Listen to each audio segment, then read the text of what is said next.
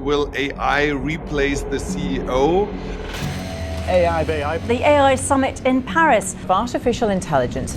The role will for sure transform. This disruption or change is so sudden that none of the labor markets have been prepared. More complex financial analysis being done on the fly. 3 months ago, that was impossible. Now it's super easy. In the perfect technology, CEO will provide direction. They don't have to manage so much anymore. There will be assistance for that.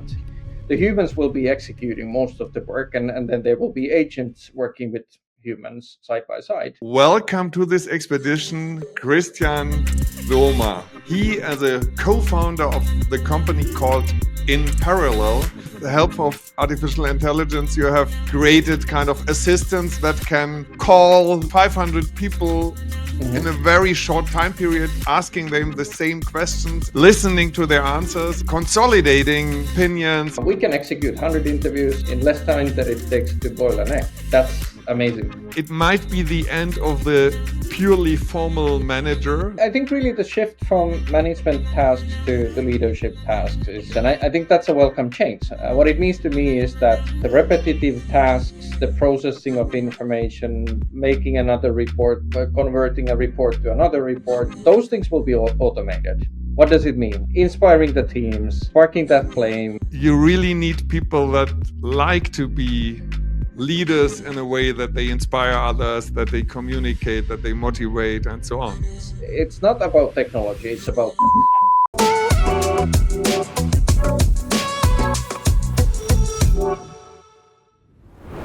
Yeah, welcome to this episode of the New Leadership Podcast. Today it's in English because I have a very nice guest from Northern Europe, from Finland actually.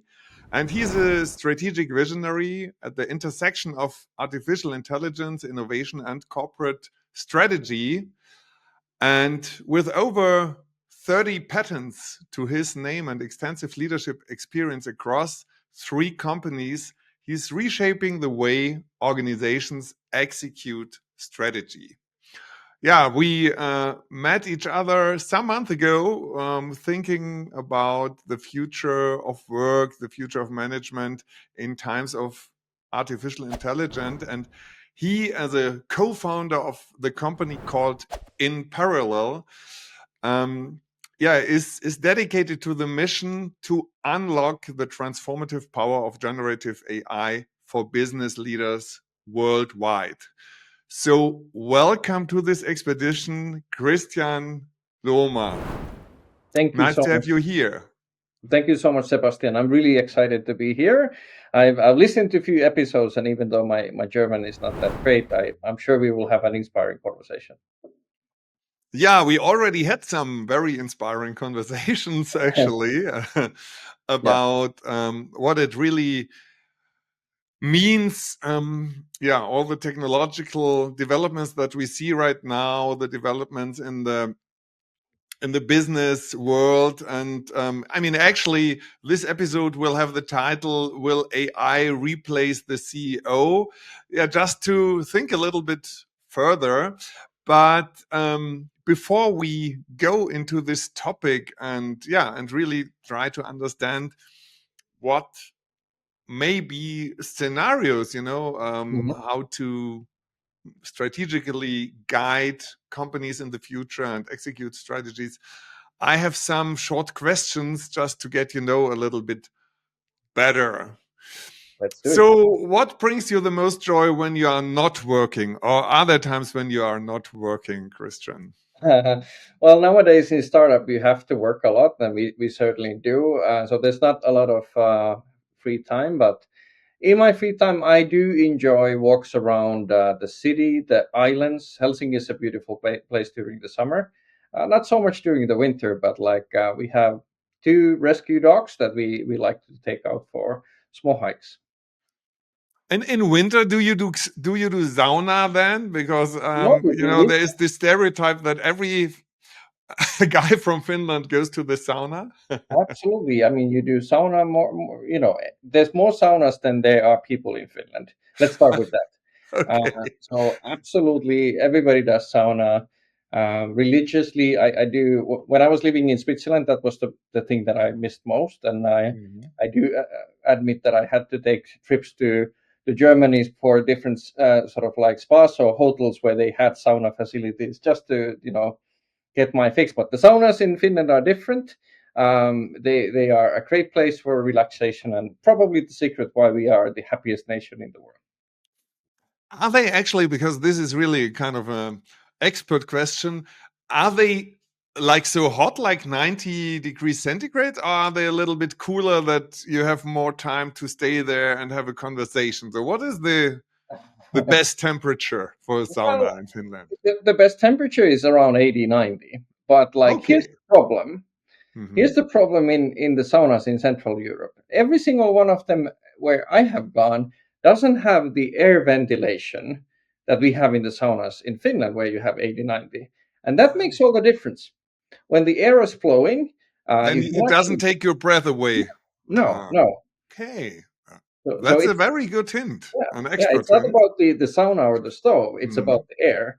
And the traditional Finnish saunas are, ones where you fuel them with wood. And mhm. and the thing about wood compared to electricity is that when wood is burning, it sucks so much air that there's a natural air ventilation, Yeah. and that's amazing. So highly Well, recommend that's it if you have a interesting. chance to give it a go. So, what do your friends admire most about you, Christian? Uh, well, throughout my professional career, I've been known for productivity. Jokingly, some colleague called me ChatGPT because of like the way I naturally like to produce presentations and documents and so forth. So I guess that would be what is admired about me. Okay, so whenever they need somebody to structure and organize them, they would Yeah, I love that. Like address I love you. writing. I love making slides. For Uh, most of my career, that's how I've made a living. So if there's one skill, then it's making slides that I have.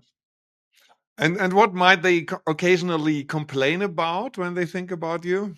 Well, I think the opposite is equally true. Like I think any strength becomes a weakness, and every weakness can be a strength. And with the high productivity, there's unfortunately a side effect that like I may be distracted with the next thing and the next thing, and perhaps that's why I've spent all of my career in innovation roles and trying to find what's next, what's new, uh, how might So we your brain is always already in the future a little bit. yes, even in the times when it probably shouldn't be. So Yeah, you are placed in Helsinki. What are unique characteristics of Helsinki as a workplace? Is it a good place for business to be there? well, we're on the outskirts of Europe, technically in Mhm, an island compared to the Central Europe, which puts us into a position where we have to go abroad mhm, to make a living. Finland is a great place for technology.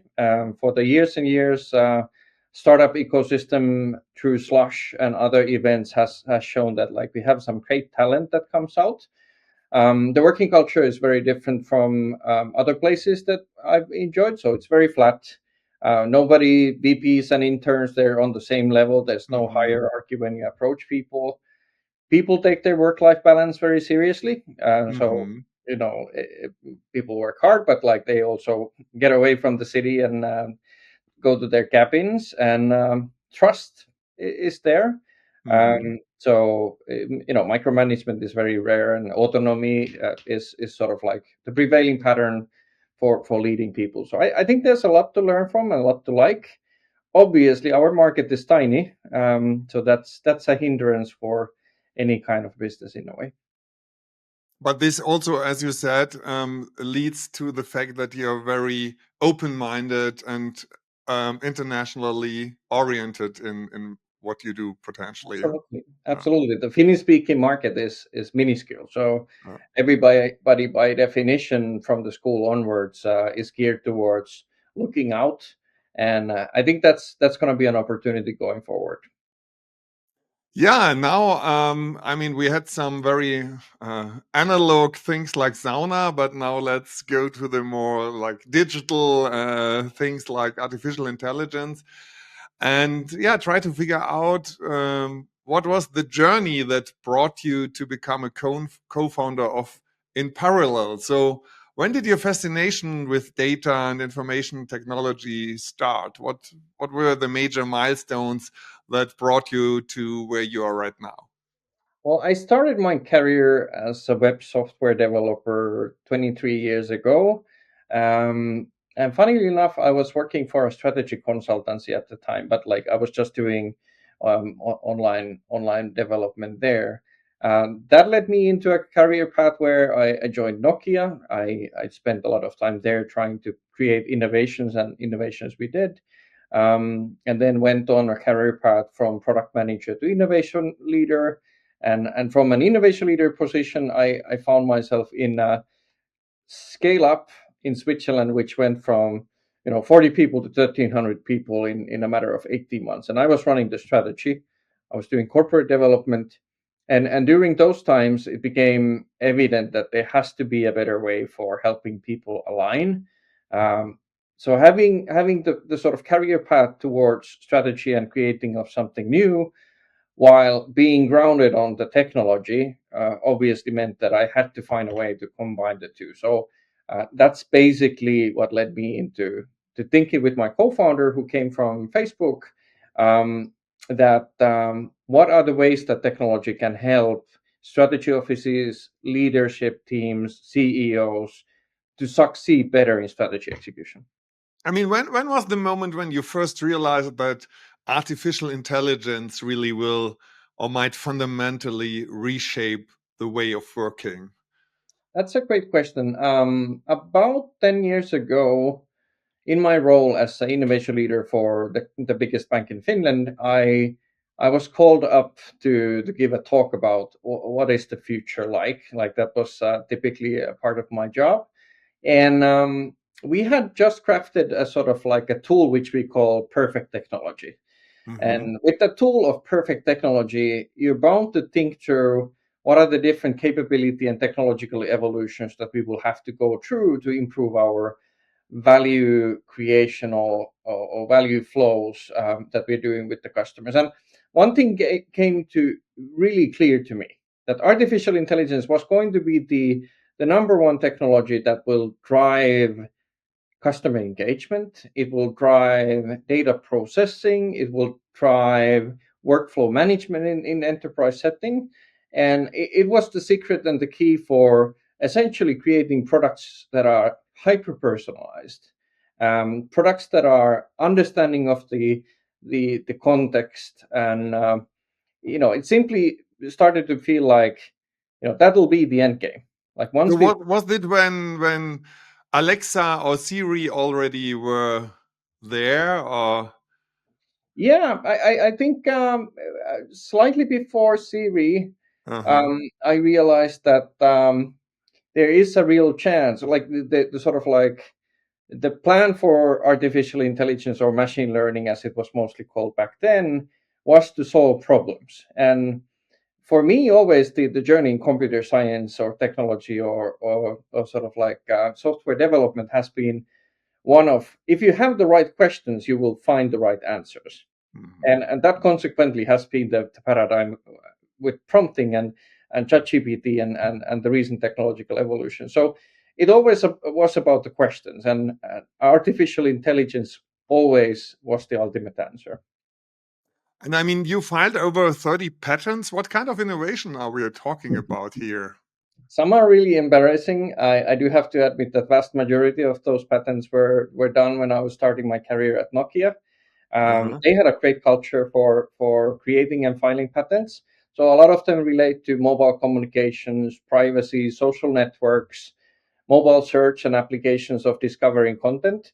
But then I do have to admit that in every job that I have been in the bank, in the scale up, and now in this company, I've been participating in filing patents. And the last one that we filed a few months ago related to how can we prioritize work across all the work that exists in an enterprise organization, which Mhm. I found incredibly fascinating because truly there's an opportunity for having AI integrally helping leaders in finding the most valuable work. Mm-hmm. Okay, so this is really an algorithm then that helps to prioritize, or how Yeah, can I I? mean, technically, algorithms are difficult to patent, and so are Mm-hmm. business problems. So it is a combination of data processing, different modalities, understanding information in a new way, and then leveraging vector databases and all the fine things, transformer architectures, and so forth, to be able to find the most valuable work in a given enterprise strategy context. And that fundamentally is what is and has been our vision for as a company to provide capabilities for leaders, supercharge them with prioritization. So your experience when you in Switzerland had to scale up a company that fast, was this the major pain point that you noticed, that it's very hard then to communicate priorities and align the work? Is that the reason why you found it in parallel, and or what inspired you to found the company in parallel? Yeah, you're quite right. It definitely was like first-hand experience problem. I had a strategy operation team of 20 people. Uh, I'm sad to admit, like we had to have a lot of people as stakeholders, and that was because we had 13 business units and 7 other teams and multiple layers already by the time that we were 1,300 people. And it struck me that when we were running quarterly OKR process where we are synchronizing the budgets and synchronizing the goals up and down, that in every quarter we had to have 42 meetings where essentially I had to be present, or My gosh, yeah. in practice, like it had to be one of my team members. Mm, But that meant that we had to be aligned. And I realized that there has to be a better way. Technology has to help us being able to define alignment and optimize the process, because these meetings often turn into the political war games where nothing really was decided, and coming up with the simplest OKRs was incredibly painful. And the promise of OKRs and agile work for always to me has been that we can incrementally approve, mm, but the problem is that we don't have alignment. So mm. me and my co-founder realized that there has to be a way for having both alignment and agility to be able to supercharge enterprises. So, how would you now pitch the business model, or the value added that in parallel wants to bring to top management? Yeah, well, I would say that like the transformation is something similar than what we saw in software development in Mm, the early 2000s when we went from waterfall projects to agile projects. And what I mm, mean by that is that I think all of us have realized that strategy doesn't fail in planning, but it always fails in execution. And the reason why it fails in execution is multifold. There can be problems with accountability and alignment, or translating the objectives. But in addition, there is a real problem with the strategy market gap. What I mean by that is that the market shifts soon after you formulated your strategy. Like market continuously shifts and moves along, and none of the methods really currently capture mhm, appropriately this shift. So we believe that there is a need for a better way for CEO to manage strategic development and the strategy office to support it. We call it the adaptive strategies. And what it means is really a transformation like Agile was for software development, but for managing strategy in an incremental way. So that you don't have to go to a cabin or mountaintop every 3 years and do everything from scratch, but you can incrementally update. And to enable adaptive strategies, that world, you need a different operating model. You need an intelligent operating model. And that's what we are building. So the intelligent operating model consists of 3 pieces, and you mhm. can run it in different levels of the organization. The first one is situational awareness. The second one is assisted planning. And third one is portfolio management. Situational awareness means that we're using strategy as a lens for monitoring the reality. So we're collecting Mhm. information from the competitors, from the regulation, the market, and we're collecting information internally from the people in the organization. we're using cool AI calls the source information, Mhm. but we give the leaders a new perspective for what are the opportunities, what are the risks. And then this can be used for the planning, and it can be used for the portfolio management, ensuring that the entire organization is working on the highest priority work.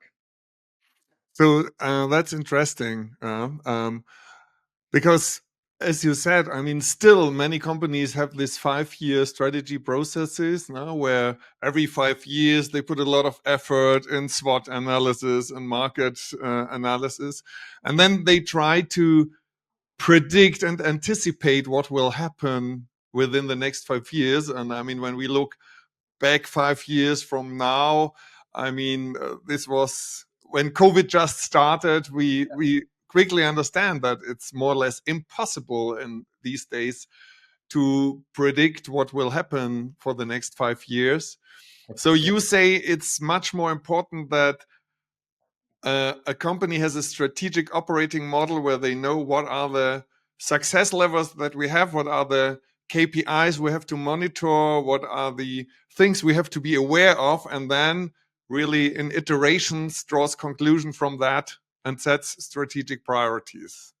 Precisely, you captured it fully perfectly, and I think the challenge is that every strategy leader that I talk to wants to do this, but right now they're lacking the feedback loop. So the fundamental strategic assumptions, they're not getting the responses that they need, and that's a pain problem.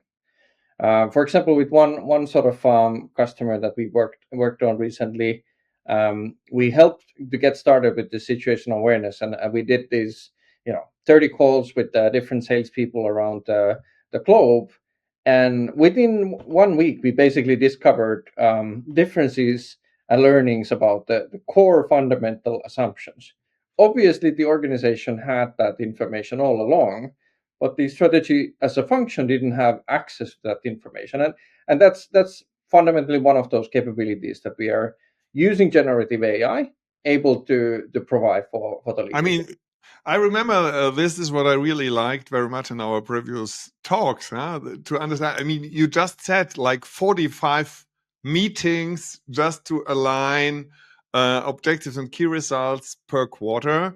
Mhm. And then, each meeting, there's a time lag between, and then comes new information. And so, I mean, confusion is for sure in such a setting. And now, with the help of artificial intelligence, you have created kind of assistants that can call like 100, 500 people in a very short time period, asking them the same questions and then listening to their answers and really consolidating their opinions and showing kind of a sentiment of the organization at the moment towards a certain point. And I think this is really amazing, because my experience is that if you ask managers what is the biggest pain in the neck they have, then they say it's this endless unstructured discussions and meetings, where you try somehow to figure out what is the opinion of a crew, but then you have 30 people there. Nobody is willing to listen to each of the 30 people and to remember what they just said. So I think this kind of communication processes that are needed for good decision making can be amazingly supported by the tools that you provide. Absolutely, and that's the challenge. Like, a lot of leaders are discovering that open strategy, for instance, is one of those tools that they want to leverage more. In the open strategy, the idea is that everyone can be heard, everyone can participate in the decision making, even. But it's truly challenging. Like, how can a company of 20,000 people or even 1,500 people involve everybody required for the strategy process? Not really. There's no really way except with the artificial intelligence. And I know that many of your listeners probably are wondering, is that going to be impersonal, or is that going to be weird to be talking to a robot? But what our experiences have been is really encouraging, that actually artificial intelligence, what the sort of evolution has been in the past years, is nothing short of spectacular. It feels like talking to a human, only a human that actually is a great listener. So we've trained our AI to be active listener. It remembers the previous conversations. It remembers your role. It remembers your goals, and it can really go into deep and become almost like a coach. We're not selling or providing it as a coach, but it's funny how inclusive and valuable that AI in many Yeah, senses. and I think the great stuff is I just have to have, okay, now my camera was a little bit out for a moment. Yeah, what's really great here is that AI is not biased in listening. They really take what you say word by word, and they do not interpret it in the way they might think. And as a human, when you listen to something, I mean, if you want it or not, you will be biased, and you will always listen with the ear that is fitting to what you think. And I think also that is a big opportunity here. Absolutely. We were meeting with one strategy consultant who said that their assignment was to interview 100 people in the organization for producing a report. And, the first five were super important, the CEO, the board of the chair. But then it started to become repetitive. So even if there would be like golden nuggets in the interview number 97, it's human not to be able to process that information. But we can execute 100 interviews in less time than it takes to boil an egg. That's amazing. Yeah, and I think this is really what I'm excited about AI, that it really helps to, or can help to, make communication so more effective, and to avoid exactly what you said, that you have to listen 20 times to the same stuff. I mean, the same thing that you said, when you're in 40 meetings, in 40 alignment meetings, in the end, your brain cannot really anymore say, okay, this was in meeting 22, and then in meeting 33, we said this and that. I mean, that's just not what our brains are made for. No. So really, really interesting. So who is your ideal customer, and what specific value does he or she gain from your system, from your offer? Mm. Well, quite simply, we're currently working with both strategy leadership teams as well as CEOs or business unit leaders, sometimes even PMOs, in both mid to large enterprises. Everything in between, like I think 1,500 people is our smallest customer right now. And the value comes from having an operating model for strategy execution that is beyond slides and spreadsheets. It's something where everybody can collaborate and everything becomes aligned and agile. So we've been able to strike that balance of agility and alignment. One strategy officer said that the best part of the system for him is being able to understand and discover and manage growth obstacles. And that's really what we want to Mhm. offer. So once you understand what is the bottleneck, what is the biggest crux, as a famous author would say, you're off to prioritize your work in a different way. So can you share some example that helps to understand it a little bit? A use case. So how would it work? Yeah. So the way it works is that we ingest the strategy documentations, whether PowerPoints or slides, into the platform, and that becomes then codified. And with a codified strategy, we can do all sorts of things. Like I mentioned, we can interview stakeholders and team members and ask around if they see new strategic opportunities, or we can even automate reporting. A lot of people are finding that OKR tools come really easily into a place where nobody has been updating that, and it's really difficult to lead Mhm. heavy information. So we can automate the information collection. We can automate the discovery of new opportunities. But the quote the case example, I think what's been interesting also is that by having this processing power of the AI and the codified strategy, we've been also been able to discover new insights from the market information. For one customer just last week, they had their competitor publish an annual report that was automatically analyzed by our platform in 15 minutes. And what our platform did was compare that competitor's filings from 3, 4 last quarters. And in the report that we sent for the customer as an alert, we were able to say that they have shifted strategically in their distribution model, and they are now a direct competitor.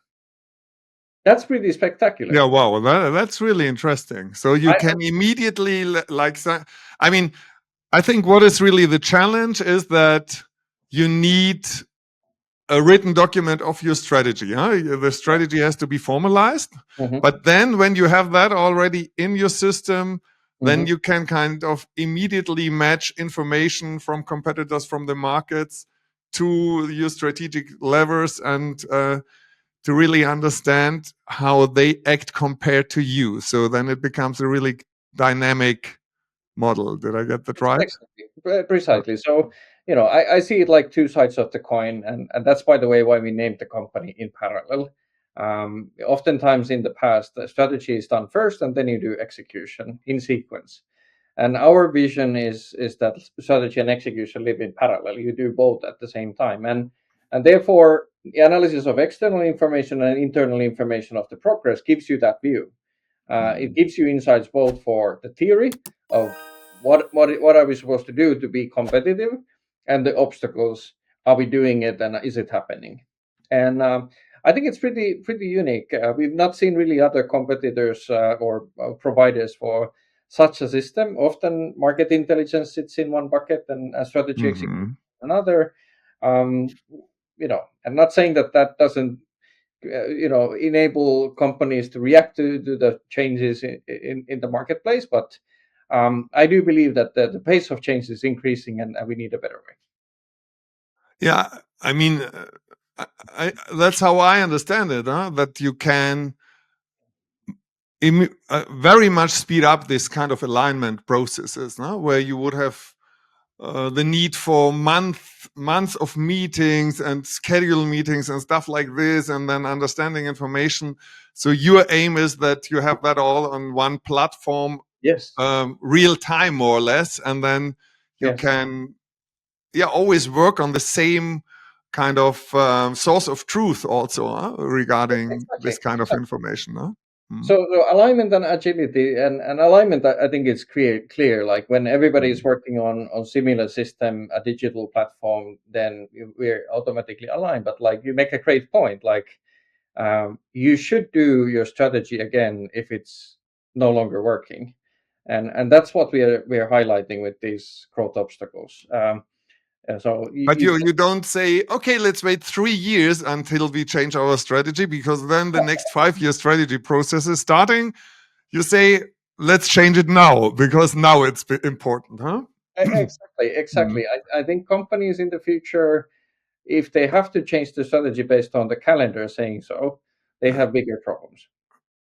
And is your what is it that you sell? Is it a product or more a platform that is tailored to the client needs? So is it a software as a service, or how would you define what you provide there as a So we are providing software as a service, but we're working with a great amount of sort of like talent and partners who are able to help with the consulting related to the transformation about adaptive strategies and how to operate the platform. It's a small culture change, while the product we are selling is a software as a service. Yeah, what do you think? Will it need the role of a CEO in 5 years from now? That's a great question. When I was thinking about that in preparation, I was trying to parse like what does CEO actually do, and there's many roles. I think my view would be that AI can greatly help manage things, but it can lead. It's not supposed to lead. And what I mean by that is that, like, I think the end state, to paraphrase the analogy of perfect technology that I referred to previously, is that in the perfect technology, CEO will provide direction. It doesn't have to. They don't have to manage so much anymore. There will be assistance for that. The humans will be executing most of the work, and then there will be agents working with humans side by side, and humans will be providing feedback for the direction. but again, the role will be for human to redirect again. So I think AI is a great accelerator for all knowledge work, and CEO is not an exception. The role will for sure transform, but the vision and the direction, leadership Yeah, will. and actually, I mean, this is a big opportunity, isn't it? At least I know a lot of CEOs that say they have no time for strategic thinking because they are so much involved in strategy execution, and yeah, solving unclear topics and so on. So, in your world, the CEO more or less would be responsible for the thing that is entered into the system, so the documentation of the strategy, the requirements, the targets, and so on. Yeah, But then the system could really help to make things transparent that otherwise would take a lot of communication and negotiation time potentially. Yeah? absolutely, absolutely. It would be a shift away. And I'm not saying that like a CEO would work only once per 3 years or once per year. I think the reality would be that there would be a lot more micro changes in the strategy. Something in the distribution, something in the channel strategy, something in the value proposition. But like that would be more, like you said, frequent and easier to communicate. It wouldn't stop the machine. No, and I really think that it's so important that as a company you have a lot of time to go into the market, to compare yourself with the competitors, to speak to potential partners or to institutions that develop new things that might be relevant for you. And this is really something that I very often observe, that larger companies, they are so much occupied with themselves by aligning and by discussing who is in charge for what and how do we do it, that Mhm. there's really a lack of time that they have, or that the management also has, to really care about the market. And I think this is a big business and entrepreneurial risk, because then the risk that you do not see certain developments that might be very relevant for you because you just didn't have the time to go out and have this market view and attention to the market or market relevant developments. Well said. Well said. Yeah, the role is reshaping very, very fast, and the same applies for the technology. I think the famous saying from the last year has been that like AI won't take your job, but like the person using AI will. And I think the same applies for company scale and CEO scale as well. I think right now leveraging those capabilities that give you a better view to what you just said, the perspective of the Yeah. customers, the market, the competition. Those are accelerators. I, I think what you what you're saying is so important, that even as a CEO, I think AI is nothing you can fully delegate. Huh? You have to understand it, and you have to be able to work with it, or to understand how to use AI to fulfill your tasks. Because otherwise, I think this is a skill that is really needed in the future. Otherwise, you will be outdated, and you will not be able to, yeah, to connect the dots in a way that it's needed in the future. So, what do you think? How will the work of executives change due to AI? So, what will be the most important impact, or changes that you see, kind of use cases where AI really can support management in the future? Yeah, I think really the shift from management tasks to the leadership tasks is, Hmm. it's an age-old narrative for some years now, but I think it's honestly true more now in this year than it has been ever before in the last 20 years. And I think that's a welcome change. What it means to me is that the repetitive tasks, the processing of information, making another report, converting a report to another report, reporting to board, those things will be automated. Then comes the Hmm. real question, like, so what? What does it mean? Inspiring the teams, sparking that flame, being able to see what is beyond the mathematical models. Let's keep in mind that like for the longest time from here onwards, AI will be only as good as the solutions humans have already come up with. Meaning that like there is a ceiling for the intelligence, and I think what it means for the successful executives is that it's a booster. Like you reach that par of like what is the solution that everyone gets from ChatGPT, and then you go beyond. But you have to go beyond, and you have to find the solutions elsewhere. Yeah, I think that's really a very interesting observation. But it also means that it might be the end of the purely formal manager. So people that, understood their role mainly in delegating tasks and monitoring or controlling budgets or aligning budgets. I think this is things that potentially intelligent systems can do much better and much more wisely than humans can do. So you really need people that like to be leaders in a way that they inspire others, that they communicate, that they motivate, and so on. Yeah, Um, I agree. Like I said in the beginning of the podcast, is that my career has been defined by the questions, not the answers, and I think that continues to be the case in every industry that is fully digitized. Like if you find the right question, the right prompt in this day and age, you will have the answers. It's less about knowing it before. yeah, and what I really like and where I see kind of potential as well is, I mean, you can use AI also to bring in new perspectives. So I know an investor and he does Google sprints. And so when they develop a new product idea, they now place AIs in the room and say, please take the position of an investment banker, or please get in the position of Jeff Bezos, how he would look at this idea and so on. So you really can enrich also your team and your thoughts by using AI to bring in other perspectives. I mean, would that also be something that your system can provide as well, or? Yeah, absolutely. There's been discussions for something similar for a well-known university in Germany that is seeking to coach startup teams, and that was one of the first cases where that came along. But like also recently this week, we had a discussion with one sales executive, and of course we can similarly manage sales strategy and execution of it.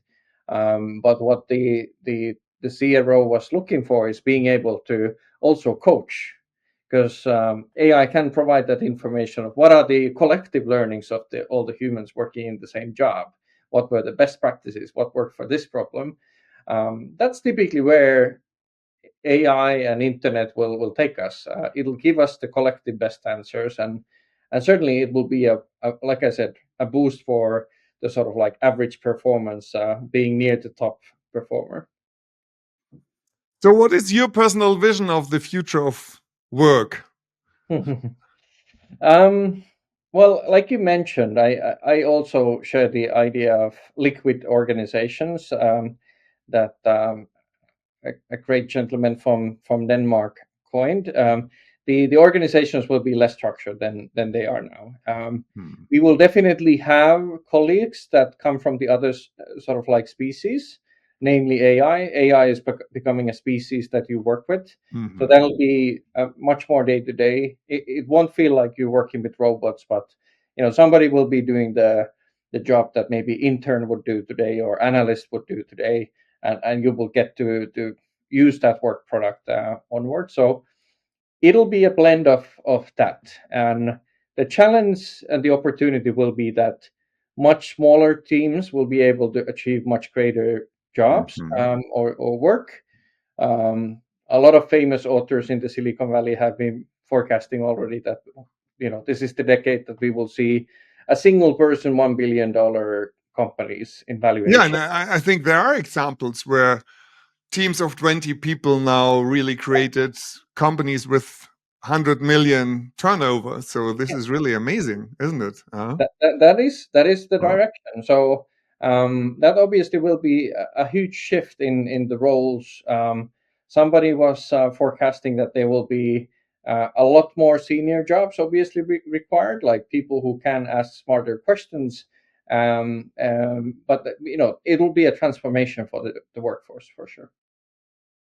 Yeah, but I also think, and I come back to what you said earlier, this really might be a challenge in the in the labor market, actually, that AI can really do jobs, a lot of jobs that unexperienced young people normally do, in programming or in analyzing market data and stuff like this. So, I mean, there really will be kind of an experience gap that, as you said, the need for more senior experienced people will be high, but who will pay for the training of young talents, that they are able to gain all this experience? And I think so they really have to then potentially really better understand how to use AI, and to And they will. compensate that Arguably, somehow. they already do. So young people, Yeah. just like with every sort of technological shift, it's not about technology; it's about adoption. You're at the forefront of adopting digital things in your network, and that's why you get to enjoy the role that you do. Same for me. And naturally, the young people, they have born with these tools.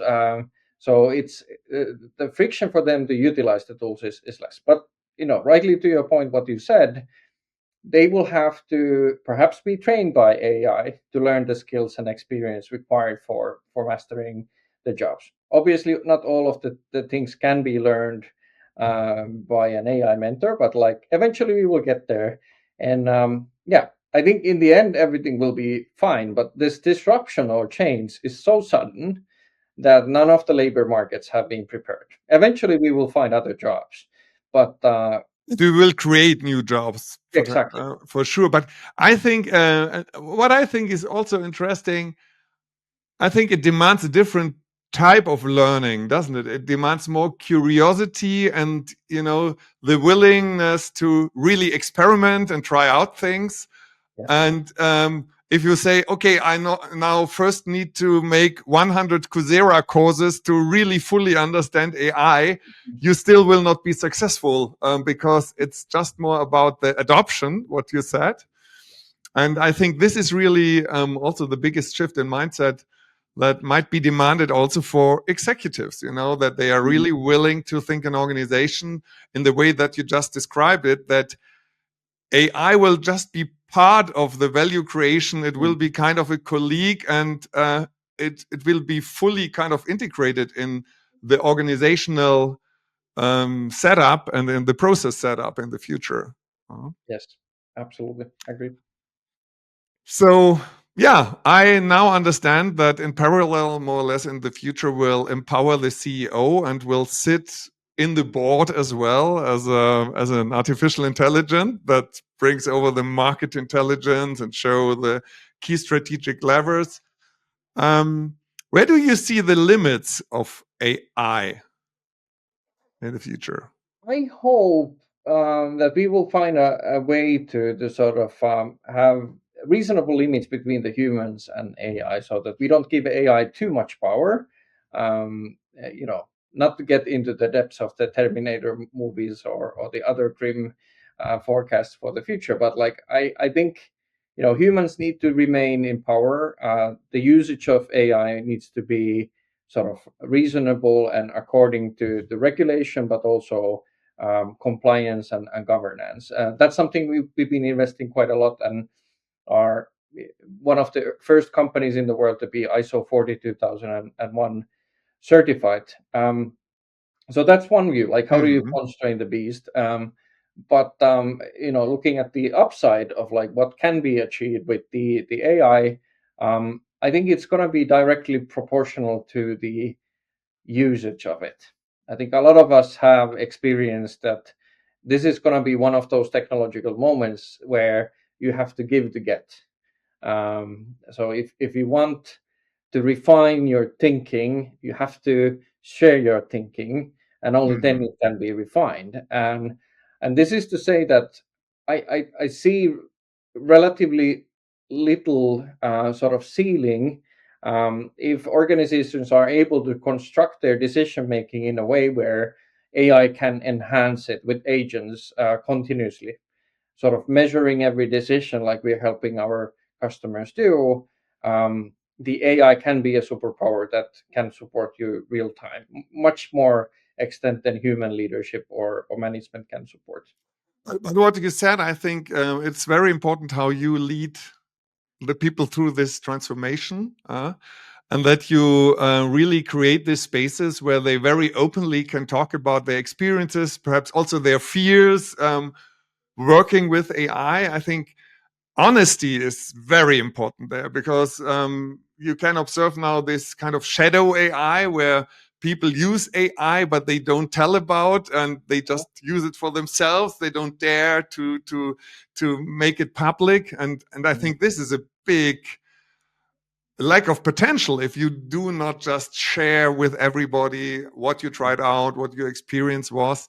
I like very much Mr. Busch von Siemens, the CEO. He really makes movies where they show him when he fails or succeeds by trying to use AI, and he wants to really encourage kind of his employees to do it in the same way, to have a little bit more playful attitude towards AI. Absolutely. Yeah, I think that's the key. And I hear two kinds of critique when it comes to the usage of AI. Like people, give it a go, and then they maybe get something that they didn't expect. Call them hallucinations, or call them like not as great or magical results as you were expecting. And having observed the pace of the change and evolution in the last year or two, just wait. These things will be fixed. It is painful because we do have these evolutionary versions, but like the next version is always better. The next version is always better. And a lot of the things that I was experimenting with the AI models a year ago now are trivial. And the same thing about more complex financial analysis being done on the fly. 3 months ago, that was impossible. Now it's super easy. So these AI models are continuously evolving, and if you go try it now and say that like this is not for me and it's not good enough, then you may be failing next month when it actually improves. So it calls for curiosity, as you said, but also as a leader you have to show the example and stay with it. This is a transformation that will not fail. It will get there. It will be as magic. You cannot draw it back. I mean, No. it's there, and it will amazingly shift and create the new future conditions of labor and of work. So, Kristian, if one of our listeners said, "Oh, this sounds interesting," how could people reach out to you? And I mean, how could they start to check if in parallel it could be a good solution for them? I'm happy to connect with everybody in the LinkedIn.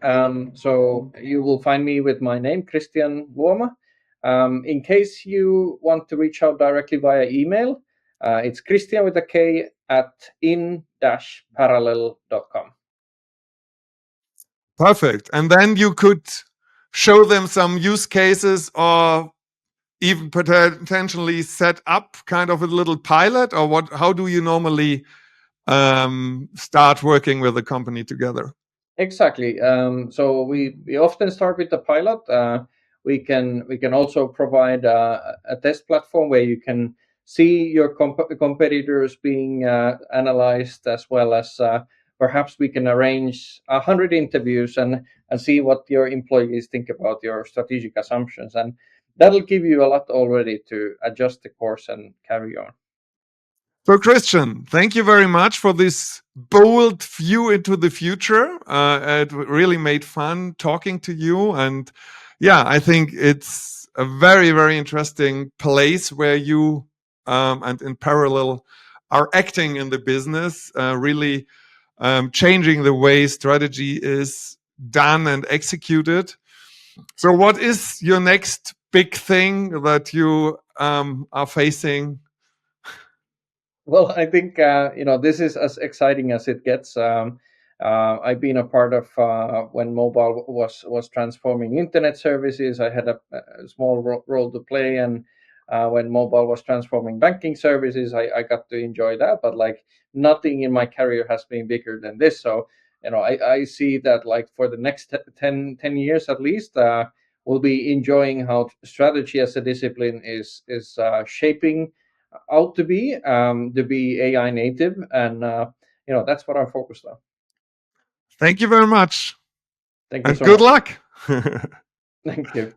Ja, danke fürs Anschauen. Ich hoffe, es waren ein paar wertvolle Denkanstöße dabei. Vergiss nicht, den Kanal zu abonnieren, denn wenn du jetzt die Glocke aktivierst, verpasst du in Zukunft nichts mehr, um stark in Führung zu gehen.